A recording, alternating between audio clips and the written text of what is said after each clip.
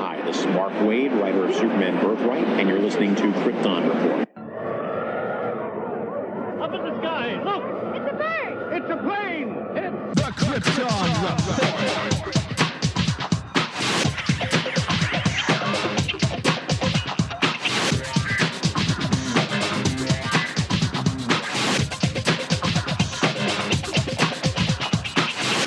I am your host, Tyler, and welcome to Krypton Report, a podcast dedicated to all things Superman, Supergirl. We're going to look at the Supergirl TV series, as well as the Krypton TV series, anything that has to do with the characters in their world. Comics, movies, TV shows. We will talk about everything and anything. We are part of the Southgate Media Group podcasting network. You can find us on Instagram, Twitter, Facebook at Krypton Report. You can also email us at kryptonreportpod@gmail.com. If you get a chance to go over to iTunes, Apple Podcast, please leave us a review to help us get better. You can find me personal at JTYPatrick on Twitter and everything else. Hey, Funky Fresh for season 3. Season 3. I labeled that wrong. Welcome, Phil, to the Krypton Report, sponsored here on the Capes and Lunatics channel. It is I, Tyler, the main voice behind the Krypton Report.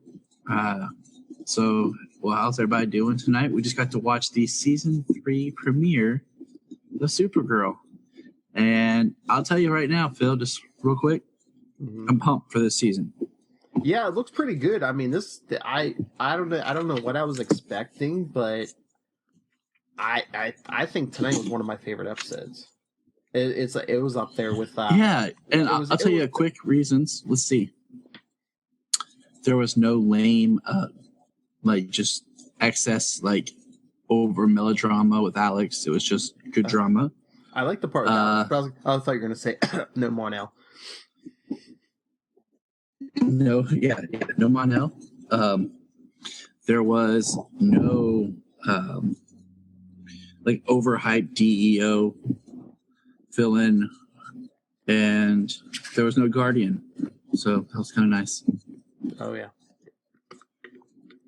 But they mentioned Guardian, we'll kickstart this off here.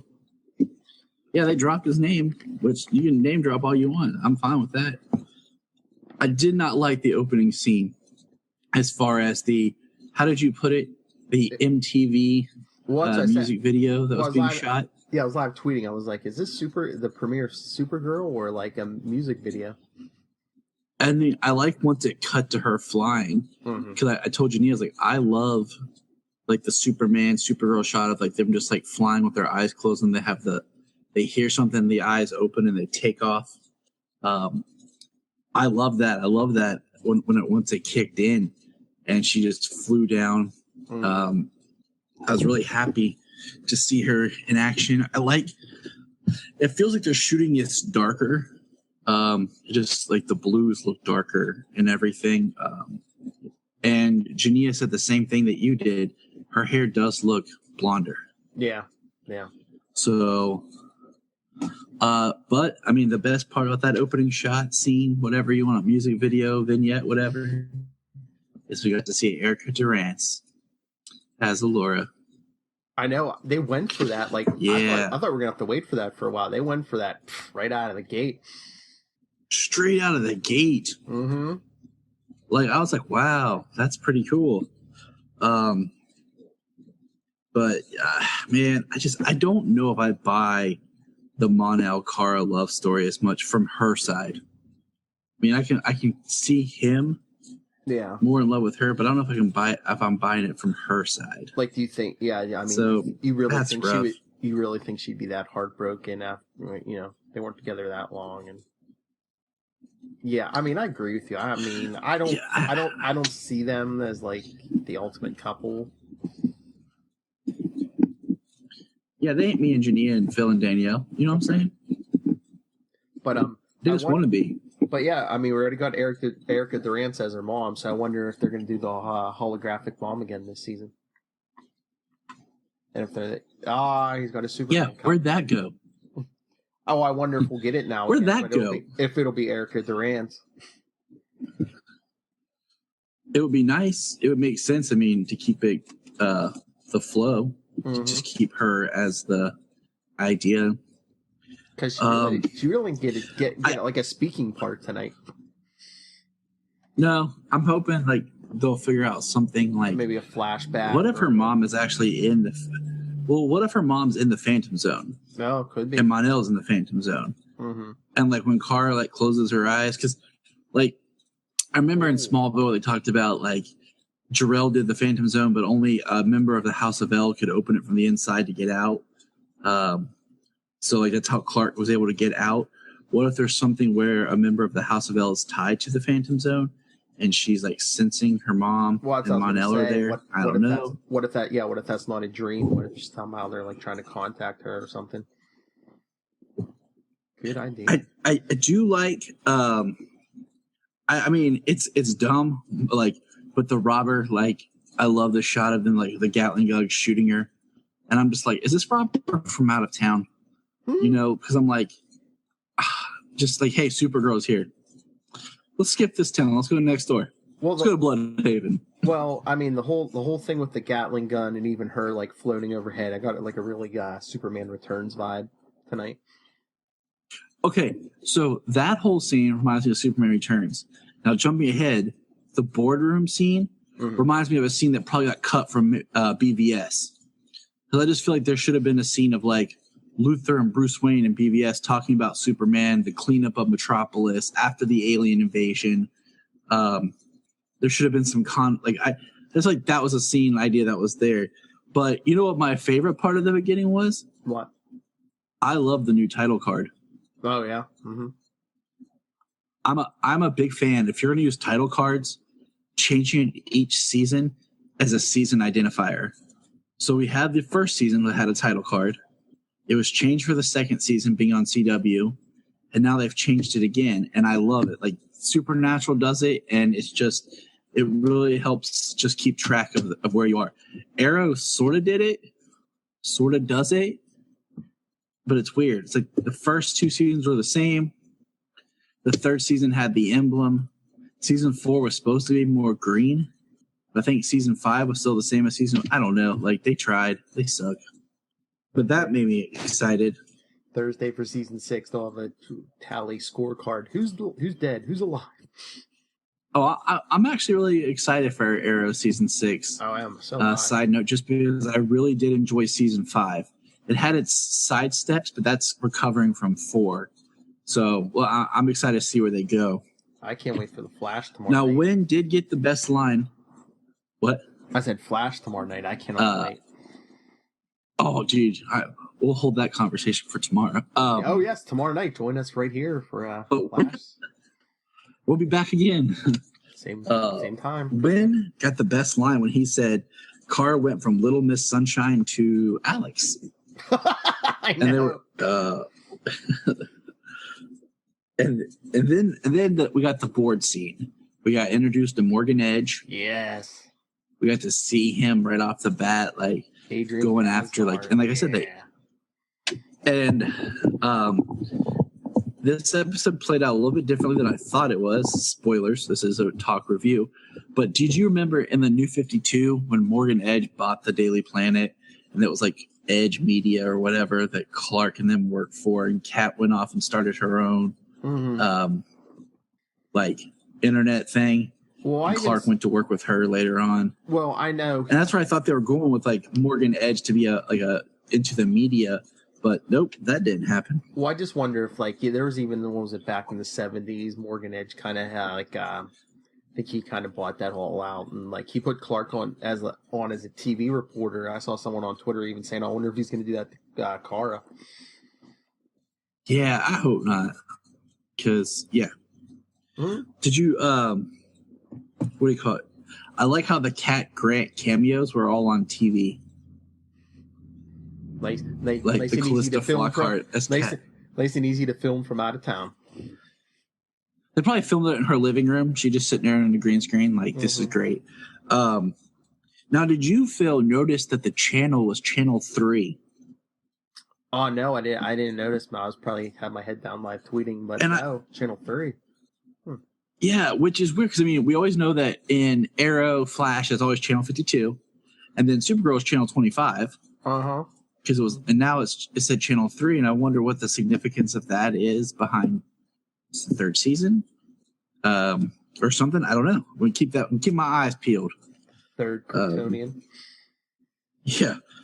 I do hate to see, like, I like Lena. Like, I just want to give her a hug. Like, I will be besties with Lena. I'd be like, let's hang out. Like, and Kara's just like pushing her away. And this episode had a huge arc with like Kara. We're skipping around, but like quits. Lena ends up buying Catco. Then Kara's gonna try to go back to work. We'll see how that plays out. But I mean, I really want to see more of Lena because I feel like she's that character that could go either way, and that's what makes her more interesting. Well, didn't they bump her? Didn't they bump her to season regular this season? Yes. Yep. And then so and is Bloodsport an actual character from the comic? Because I could not remember, and I didn't get a chance to look it up. There was actually two of them. There was this guy, the black guy, and then there was like a white guy later who's funny. It was like he was like an Aryan Brotherhood guy. So like they at one point the two Bloodsports like went after each other for Bloodsport, and that's where we got the Jean-Claude Van Damme movie. It would be awesome because I'm trying to remember if they both had this or just one of them, but like where like at least one of them had like a teleporter built into like his hand or something where he could like teleport guns from his arsenal and just that's sweet. I think it was the he sounded familiar, but I just could not remember when. I think it was the black one. One of them shot Superman with a kryptonite bullet. He actually had to go have surgery. What am I? As the next scene is where she goes to see Jimmy, and they do a great scene of her flying in, landing as the camera moves and changes to Kara, and I thought that looked really great. The way she just flew in, changed the car, and talked to Jimmy, and once again proved my theory about how does she wear her costume under her clothes.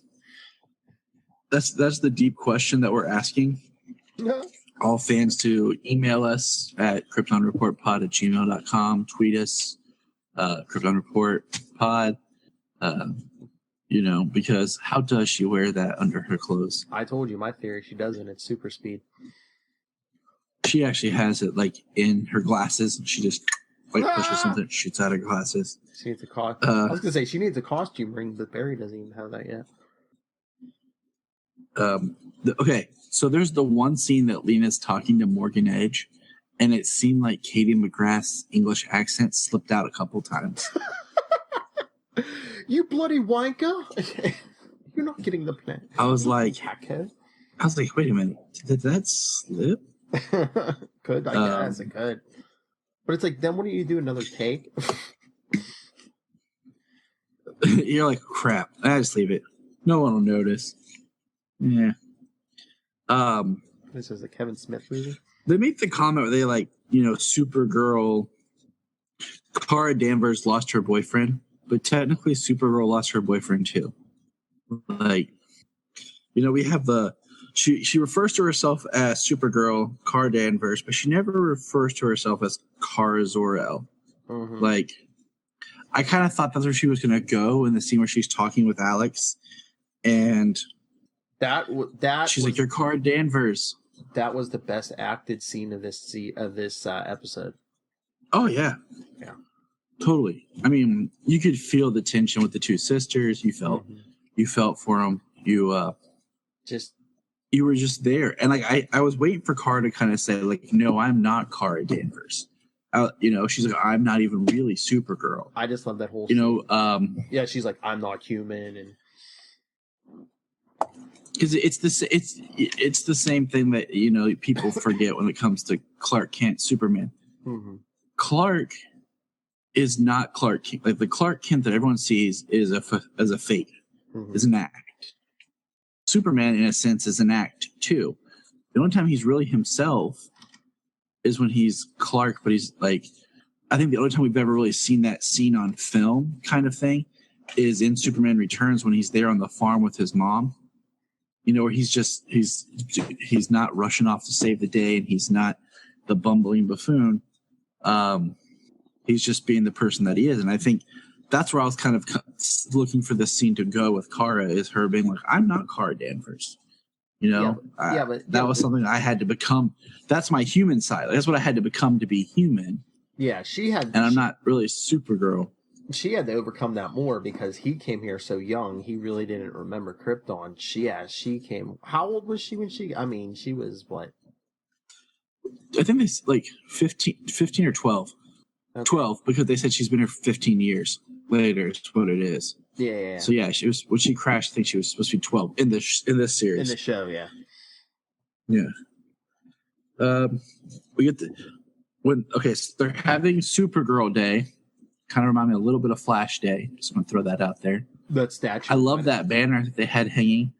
The giant curtain of Supergirl. That was really cool to see, just floating there. But that statue, one, it reminded me of the Black Canary statue, but not as bad. And two, was that supposed to be steel? Was it a girl statue of steel? Yeah, because it said "Girl of Steel." Yeah. So that would make sense. Mm-hmm. That it would be steel. It'd be stupid if it was lead or aluminum foil. But that whole attack, I was waiting for something to happen to Maggie, because didn't they say she's? So was I. Okay.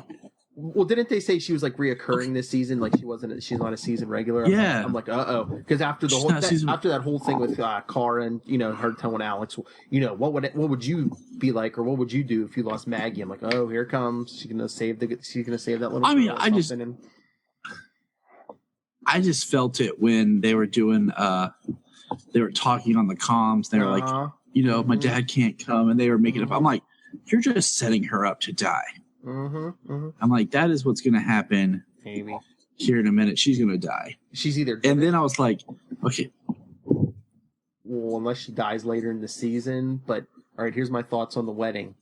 Because didn't they say the big crossover is going to be focused on Alex and Kara? What if we're getting? They did. What if we're getting 2 weddings for the price of 1 in that crossover? Barry and Iris and Maggie and Alex. Good idea. Supergirl's part 1. That's going to be that. That's going to be that wedding that night, and Barry and Iris are going to be the wedding the second night. You're going to get a wedding both nights.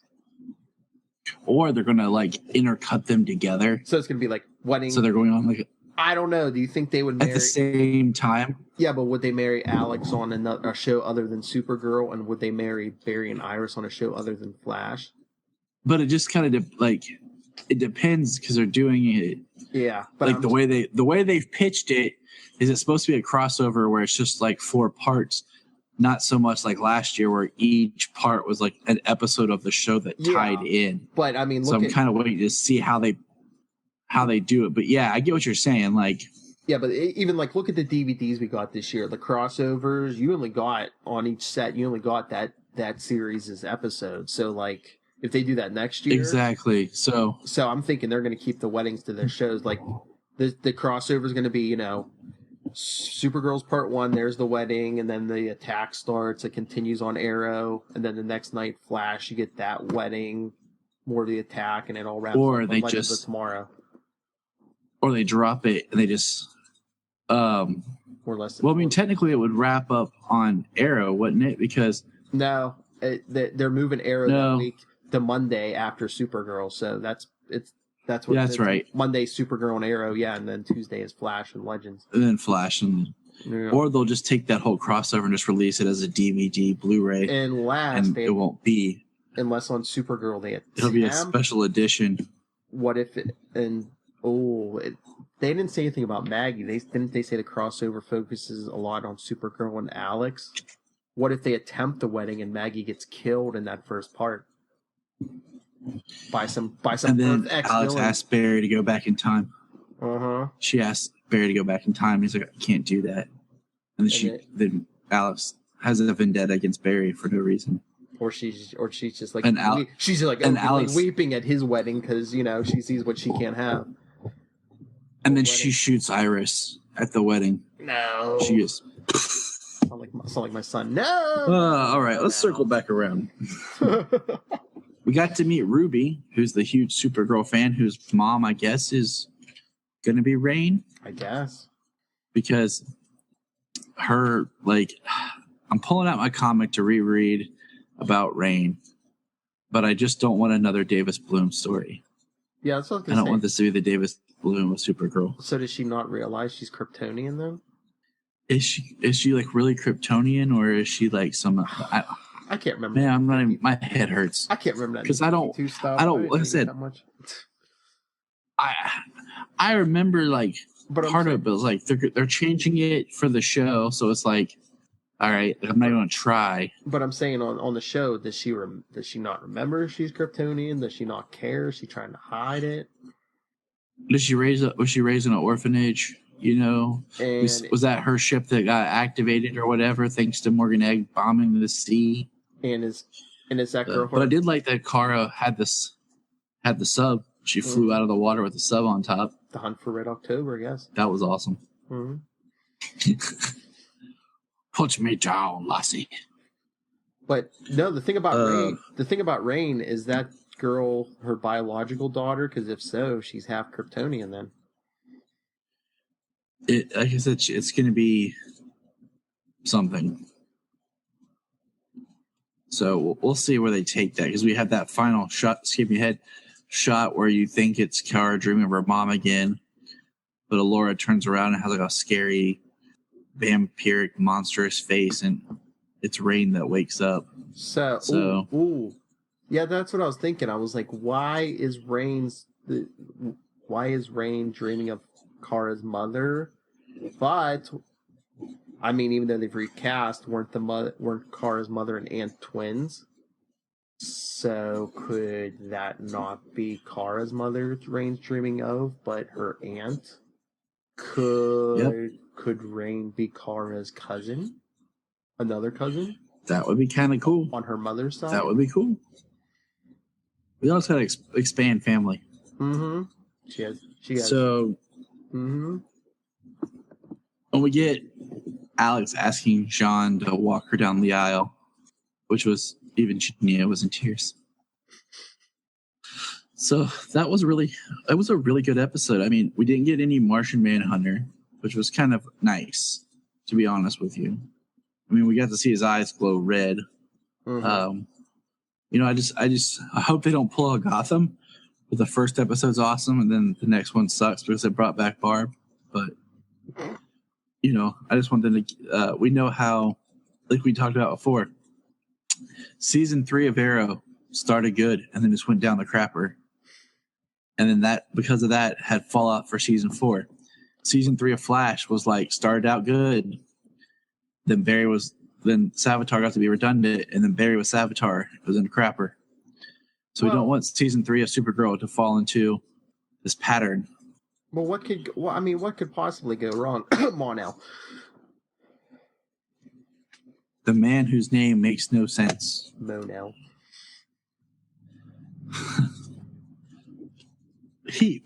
I was gonna say they should make a Ha'el story and send him back as a destroyer and a villain, and Kara really has to kill him.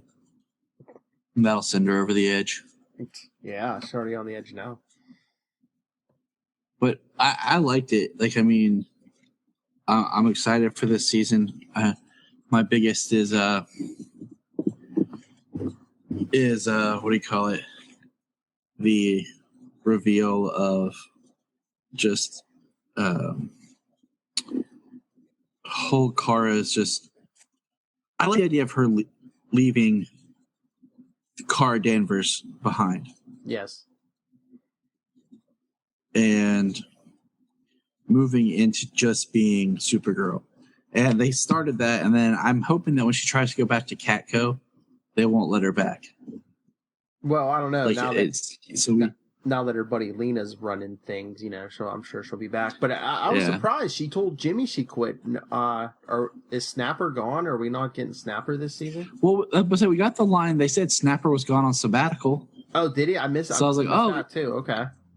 Yeah, I was like, yep. So there we go. That's quickly writes out him out of the show for however long they want him to be gone. So he wasn't working as a character. Well, they really didn't flesh him out. I mean, they bring him in like every other episode just to say, Danvers, this is crap, Yeah, I mean, they didn't do anything right with him. So of course no one's gonna like Snapper. You didn't even know what you were doing with the character. That's what I'm wondering. I wonder now that Lena's in there, and she's like, I don't know how to run it. She's like, you can't quit. I don't know how to do this without you. Is like Kara gonna be like what Snapper was last season? Is she gonna take his position? And would that make Jimmy angry and set him off? Mm-hmm. And because he's like, you didn't even care about this until What if Jimmy goes back to like staff photographer and Lena gives Kara his office and job? See, that's what I'm talking about. See, instead of a man, Kara has to juggle Supergirl and like this big executive position. Man, I'm thinking. Oh, but you know what? Adrian Pasdar killed it as Morgan Edge, and now that we got Morgan Edge, get some real inner gang in here. Yeah, I mean that's what I thought they were going to go with the Blood guy. Yeah, Bloodsport. That's what I was hoping for, but I mean, thanks to the Justice League movie, we're probably not going to get Darkseid or Apocalypse, but let's get some inner gang in here. Let's get inner gang. Let's get Mongol, dude. I'm telling you. Yeah. That's why I always say Mongol. Well, we don't know where Mon-El was at, so that's where he could be. Hopefully getting beat up like a little something. B word. So yeah, I'm pumped. I'm waiting.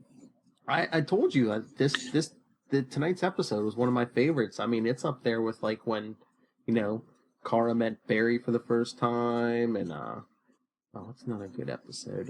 It's up there. It's probably my top 3 or top 5, man, for this series. I liked seeing her more of like the angrier and like serious, just to what do you call it? To go back with not what we've already seen before. Not so really. Oh golly gosh! I mean, that was pretty cool. I think she toned it down a little bit, but I still like how she left Morgan Edge on that ship in the middle of the ocean. Oh, dude, that was great. I was like, man, she's just gonna leave. Like, we're both blah blah blah, and I was like, man, don't leave. And then she like leaves, and I was like, yes. I was like, that's right. Because I mean, she really can't punch him; she'd kill him. So yeah, that just like stuff like that, leave him stranded on a ship in the middle of the ocean. That is so. I don't know. Anything else you got? I don't think so. Just everyone, if you're watching us on YouTube, and you should be, join us back here tomorrow night, 9:15 p.m. Eastern, for our review of the Flash premiere. I cannot wait. Me and Luke are chomping at the bit. Oh my gosh, it's going to be so amazing.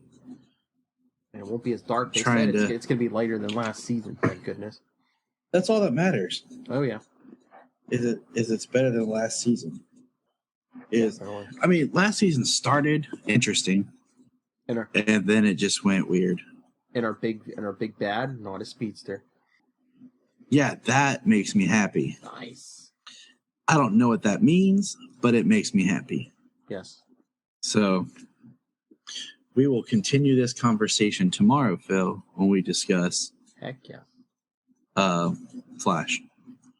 Man, I'm tired. All right, well, let's wrap this up then. Please, please, please send us a message with your thoughts on tonight, with anything going on Supergirl wise. I mean, it's just what are your thoughts on Kara's hair and Mon-El and his name? You can get us at Krypton Report on Facebook. Twitter is Krypton Report. Krypton Report Pod at gmail.com. And then, of course, Capes and Lunatics. We're all connected. It's one big happy family here at Southgate with a few cousins that are redheaded, but not really. But we call them the forgotten cousins. You know who you are. Not Phil. Thank you. I was going to say, if you can't remember any of the other social media, just remember Capes and Lunatics at gmail.com or our voicemail, 614-382-2737. That's 614-38-CAPES. And we'll filter it to the right team. All right. All right. Till then, remember, Look up in the sky. And remember, you can find us on Instagram, Twitter, Facebook at Krypton Report. You can also email us at kryptonreportpod@gmail.com. If you get a chance to go over to iTunes, please leave us a review to help us get better. If you're an Amazon shopper, just remember you can go to southgatemediagroup.com. There's a portal, log into Amazon, and you'll shop into your account just regular, but it also helps keep all the podcasts on and helps keep Southgate running. Remember, look up in the sky.